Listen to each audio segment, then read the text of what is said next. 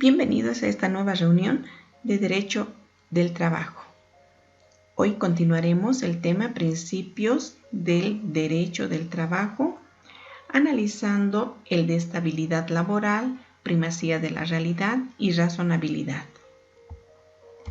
Principio de estabilidad laboral o continuidad de la relación laboral. Este lo estudiaremos mediante el caso extraído de la sentencia de amparo constitucional número 381 del año 2016, emitido por el Tribunal Constitucional Plurinacional de Bolivia. El caso es el siguiente.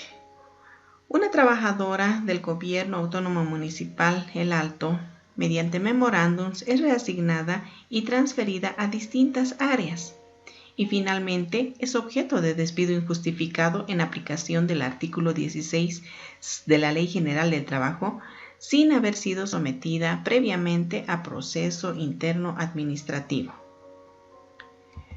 El principio de estabilidad laboral es aquel que manifiesta el derecho que tiene todo trabajador de conservar su empleo durante su vida laboral, salvo que existan causales legales que justifiquen el despido. Y constituyen estas causales legales las que están específicamente establecidas en el artículo 16 de la Ley General del Trabajo y el artículo 9 de su reglamento. Este principio encuentra su fundamento en que la estabilidad de la relación laboral da seguridad y confianza al trabajador al permitirle continuar con su trabajo que le genera un salario para la satisfacción de sus necesidades familiares. Al mismo tiempo, beneficia también a la parte empleadora porque contribuye al mayor rendimiento del trabajador como resultado de su experiencia laboral. Y finalmente beneficia a la sociedad mejorando el bienestar social, ya que la inestabilidad en el trabajo crea problemas sociales colaterales como la desocupación, pobreza, delincuencia y otros. Este principio expresa la necesidad social de atribuirle una larga duración a las relaciones de trabajo y de proteger al trabajador contra el despido arbitrario e injustificado por parte del empleador. Protege uno de los derechos fundamentales del trabajador, ¿cuál es? El derecho al trabajo. Ahora bien, en este contexto de carácter doctrinario, nuestra legislación, con el objeto de otorgar una efectiva protección jurídica al trabajador, ha incorporado los referidos principios en el artículo 48, parágrafo 2 de la Constitución Política del Estado. El mismo que establece: las normas laborales se interpretarán y aplicarán bajo los principios de protección de las trabajadoras y los trabajadores como principal fuerza productiva de la sociedad, de primacía de la relación laboral, de continuidad y estabilidad laboral, de no discriminación y de inversión de la prueba a favor del trabajador y la trabajadora.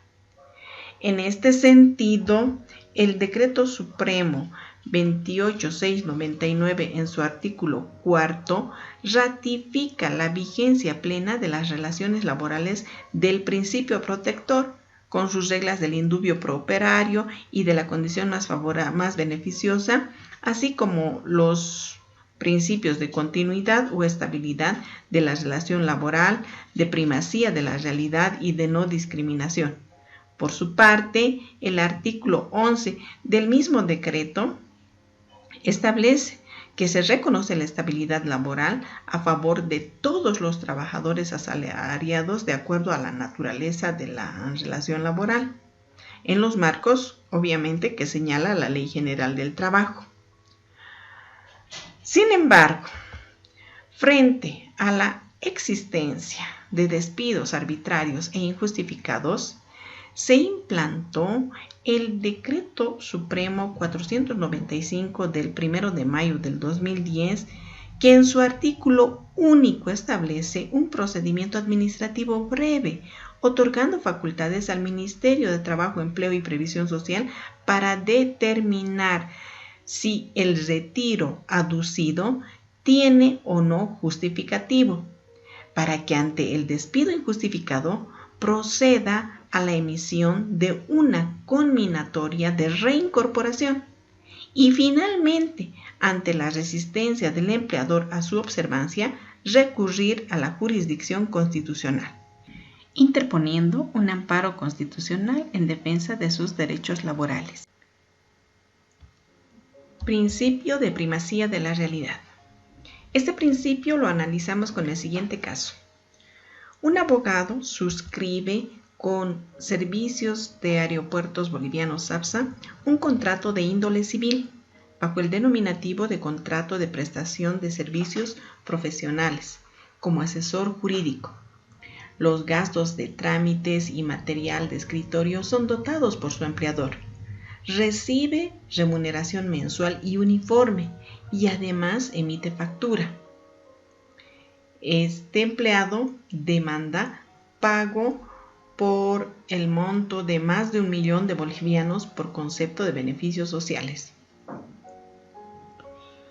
Podemos ver que acá el empleador, mediante contrato de prestación de servicios profesionales, pretende encubrir una relación laboral, pues este caso en instancia jurisdiccional determinó la existencia de una relación laboral por la concurrencia de sus elementos, cuáles son la relación de dependencia y subordinación del trabajador respecto al empleador. Segundo elemento, la prestación de trabajo por cuenta ajena. Y, finalmente, la percepción de remuneración o salario. La dependencia y subordinación del trabajador respecto del empleador se cumple con la entrega voluntaria de energía física o intelectual para la obtención de un producto, el cual es el trabajo prestado como asesor jurídico a favor de un tercero, o sea, a favor de SAPSA. Ahora, no es el nombre del contrato el que determina la relación de dependencia laboral, sino más bien son las características materiales de la prestación de servicios. Ahora, existen diferencias entre los contratos civiles y laborales, siendo las más sobresalientes las siguientes: que en los contratos civiles el contratista asume por sí solo o bajo su responsabilidad la realización de un trabajo a cambio del pago convenido con el contratante. Normalmente el pago se efectúa contra entrega del trabajo o de acuerdo con el avance del mismo, en periodos acordados. En cambio, en el contrato laboral se produce la dependencia del trabajador en relación con el empleador, quien proporciona los medios e instrumentos para el desarrollo del trabajo. Se genera una prestación de trabajo controlado por el cual se produce una remuneración mensual y uniforme, denominado sueldo o salario, regulado por el artículo 52 de la Ley General del Trabajo. Finalmente, el hecho de que el trabajador emita factura, como es el caso de referencia, no es medio para probar la existencia de un contrato civil en lugar de uno laboral, sino precisamente se da a efecto de encubrir una relación laboral y pretender otorgarle características civiles o comerciales. En este sentido, el contrato efectuado en el caso de referencia se acomoda a los elementos que hacen a la relación laboral dentro de un contrato de trabajo, bajo la aplicación del principio de primacía de la realidad. El contrato referido no es contrato de prestación de servicios de índole civil, sino se constituye en un contrato del que nace una relación laboral. En conclusión, el principio de primacía de la realidad establece hacer prevalecer la veracidad de los hechos a lo determinado por acuerdo de partes, buscando a través de este principio una garantía para que no se evadan beneficios sociales, prevaleciendo la veracidad de los hechos sobre lo acordado entre partes. Es decir, se debe tomar en cuenta lo que verdaderamente sucede en la realidad y no solamente lo que las partes han contratado formalmente. Así, bajo este principio en esta materia no importa la autonomía de la voluntad, sino la demostración de la realidad sobre la relación contractual, ya que ambos pueden expresar sus voluntades en un contrato, pero si la realidad es otra y se trata de una relación laboral, es esta última la que tiene efectos jurídicos y la que prevalece al momento de su juzgamiento. La base de este principio lo encontramos en el artículo 48, parágrafo 3 de la Constitución Política del Estado, que señala: los derechos y beneficios reconocidos en favor de las trabajadoras y los trabajadores no pueden renunciarse y son nulas las convenciones contrarias que tiendan a burlar sus efectos. Esta norma es concordante con el artículo 5 del Decreto Supremo 28699, que establece: cualquier forma de contrato civil o comercial que tienda a encubrir la relación laboral no surtirá efectos de ninguna naturaleza, debiendo prevalecer el principio de realidad sobre la relación aparente. El caso que nos ha permitido el estudio de este principio lo podemos encontrar en el Auto Supremo número 130 del año 2018, emitido por el Tribunal Supremo de Justicia. Principio de razonabilidad. Analizaremos este principio mediante la sentencia de amparo constitucional número 1025 del año 2013, emitido por el Tribunal Constitucional Plurinacional. El caso refiere: mediante memorándum de reasignación de funciones, la empresa Emtagas ordena a una empleada de la regional de Bermejo en Tarija a constituirse en oficinas de Palos Blancos, en el Subyungas del departamento de La Paz, lo que implicaba un cambio de residencia, de unidad de trabajo, de urbano a rural, ausencia del medio familiar y social. La empleada, luego de presentar sus reclamos, recibe memorándum de despido sin previo proceso sumario administrativo, justificando el empleador la inasistencia a su fuente laboral por más de 6 días consecutivos. En este caso, si bien el empleador tiene la facultad del jus variandi, es decir, el derecho de variación que tiene el empleador de cambiar las condiciones de trabajo para alterar ciertos aspectos del contrato dentro de ciertos límites, es decir, que esa potestad que tiene el empleador de instrucción y decisión respecto a ciertos cambios relativos a la modalidad de trabajo, horario, lugar, cantidad o tiempo de trabajo, no debe exceder los marcos de razonabilidad, en el entendido de que la modificación del curso de la relación laboral o las condiciones de trabajo pueden ser lesivas a los derechos fundamentales del trabajador, por lo que éste puede oponerse cuando estos cambios les resulten ser perjudicial, arbitrario o discriminatorio.